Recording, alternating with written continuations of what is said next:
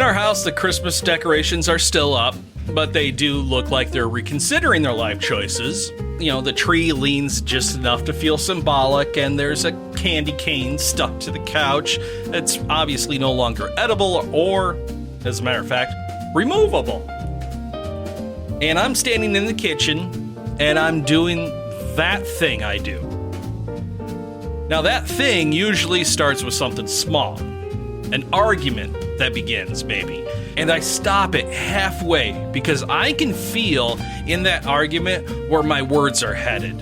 You know, an injustice maybe that I witness and don't know how to address without causing more damage. So I just kind of shut down, and that's my instinct. It's to pause before I say the wrong thing. And my body actually interprets that pause as a full, complete shutdown. I'm present, but the system that turns thoughts into words, it completely stops responding. And when I go quiet, the room gets loud. Because silence doesn't feel natural to the people who love you, does it? It feels kind of like you've left. Welcome to 1 Minute Later. I'm Craig, and thanks for hanging out with me for a few moments. This is just kind of a short story from my real life with edges left intact because, well, that's exactly how it went. Now, getting back to the kitchen. My wife, Jen, is in the other room, and she has an early warning system for emotional weather shifts. She'll glance at me like she's checking some kind of barometer. And what's happening in my body at that moment is very specific. My chest tightens up, my jaw actually locks, and my thoughts speed up while my ability to speak completely shuts down. It's kind of like my brain pulls the emergency brake on my nervous system. Everything pauses on the outside, so nothing destructive comes out of my mouth. So from the outside, it looks like silence, but inside, it's full volume.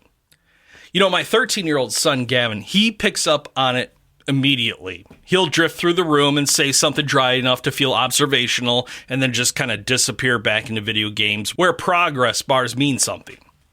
My 10-year-old daughter, Sadie, she starts reading the room like it's some kind of case that needs a resolution, and she wants to know what's fair and who needs to fix it.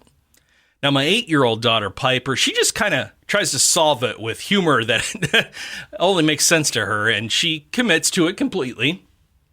And I love them. And that's what makes this moment hard for me, is I don't go quiet because I care less. I actually go quiet because my system puts everything on pause to prevent harm. And I found out that my son had been carrying an actual fear that he's always one mistake away from losing me. Not like losing my love, but actually losing my presence.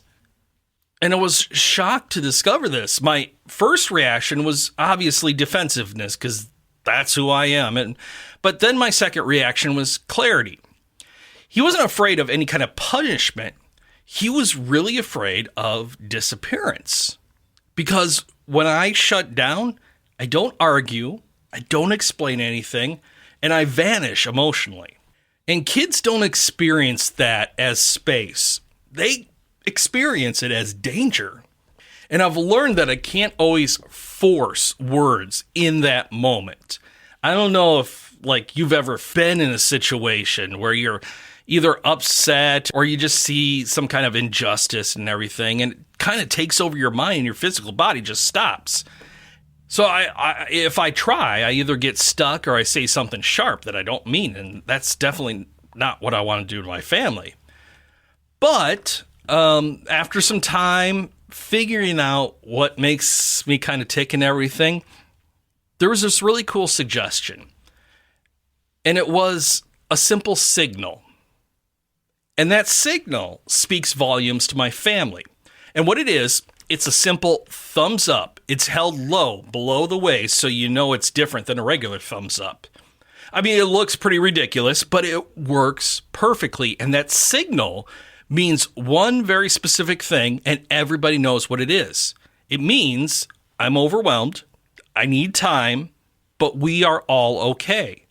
So there's no grand speech required explaining what's going on. And when I throw the thumbs up, I'm still very quiet, but I'm understandable. And that changed the entire feel of our house. Now, before that, my silence created a guessing game.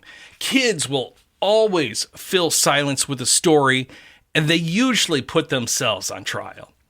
Now, when the shutdown starts, I signal instead of disappearing. I don't become more expressive, I become more predictable. So if you're listening and this kind of sounds familiar, these scenarios, here's something you can use without turning it into some kind of big family meeting. Pick a signal that carries one specific message to the rest of the family. Make it simple enough to use when your body locks up. It can be a thumbs up below the waist. It can be maybe a hand on your chest. It just needs to say that connection is still present. And explain this whole scenario on a calm day.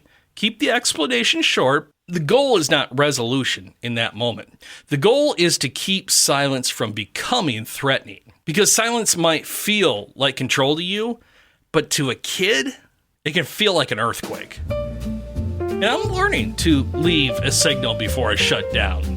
And if you need me, I'll be in the kitchen, staring at the doorway, waiting for my nervous system to release the parking brake. Just with that simple thumbs up, we're good. Hey, thanks for hanging out with me on 1 Minute Later. If this one felt familiar, please pass it along to somebody who goes quiet when things get heavy too. And I'll catch you next time.